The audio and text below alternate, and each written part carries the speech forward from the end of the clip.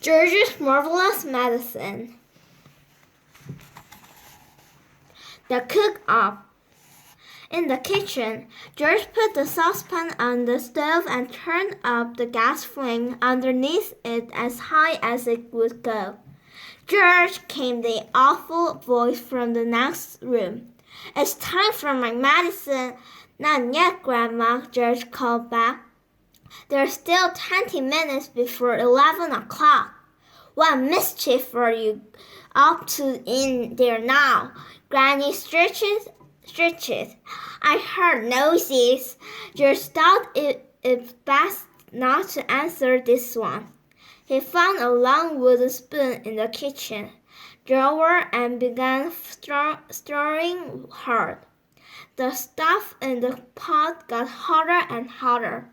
Soon, the marvelous mixture began to froth and foam. A rich blue smoke, the color of peacocks, rose from the surface of the liquid, and a very fearsome smell filled the kitchen. It made George shake and splutter. It was a smell unlike any he had smelled before. It was brutal and bewitching, smelly, spicy, and staggering, fierce, and freezing, full of wizardry and magic. Whenever he got a whiff of it up his nose, firecrackers went off in his skull and electric prickles ran along the backs of his legs. It was wonderful to stand there stirring this amazing mixture and to watch it smoking blue and bubbling and frothing and foaming as though it were alive. At one point, he could have sworn he saw bright sparks flashing in the swirling flame. And suddenly, George found himself dancing around the steaming pot, chanting strange words, and came into his head out of nowhere. "Fairy broth and witch's brew, foamy froth and richest blue, fern and spawn and spoondrift spray, frizzle, swizzle, shout hooray. Watch it swashing, splashing, here is hissing, squashing, splishing. Grandma better start to pray." Brown paint. George turned off the heat under the saucepan.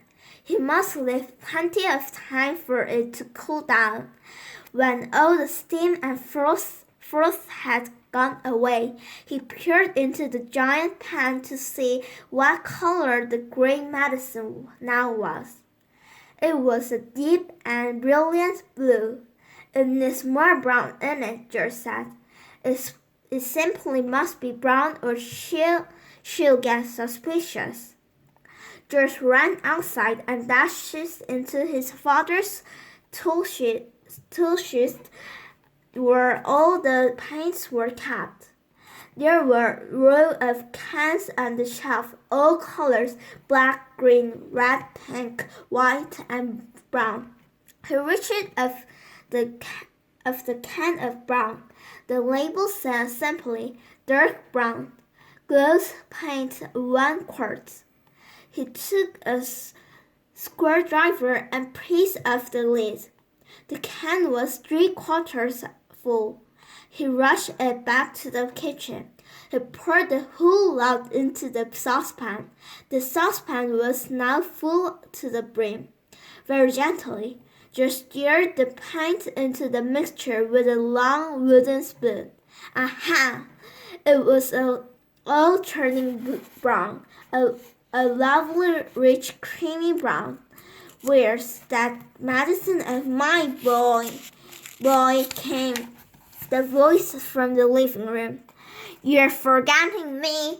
You're doing it on purpose. I shall tell your mother. I'm not forgetting you, Grandma, George called back. I'm thinking of you all the time, but there are still 10 minutes to go. You're a nasty little maggot, the voice screeched back. You're a lazy and disbanded little worm, and you're growing too fast. George fetched the bottle of grandmother's real medicine from the sideboard. He took out the cork and tripped it all down the sink.